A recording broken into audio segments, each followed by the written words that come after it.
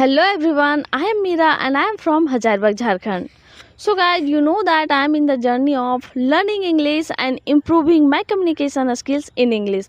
But you also know that I am alone in my home who is trying to improve it and who is working for it. So, uh, you are my supporter, you audience, all are my supporters.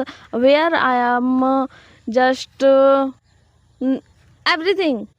I cannot speak everything, but do you know, guys, it is difficult to practice alone at home. I know, and there are many people who is also trying to improve their English, but they don't have partner.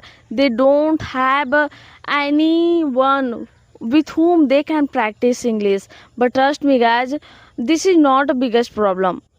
If you want to speak English, then you can just do work for yourself. So I will tell you many apps that are so helpful for you, but one of this is my favorite and I just followed it and I can practice with it so easily. So this is chat gpt. Yes guys, I have just practice with chat gpt and it is like a real human being, and you can speak with chat gpt like a real human being, or you can just chat with him, or you can just say anything whatever you want to speak. You can just practice. So this is the one, chat gpt. And second one, if you want to improve your English, then you can use duolingo and many more apps. There are many more apps where you can follow them and you can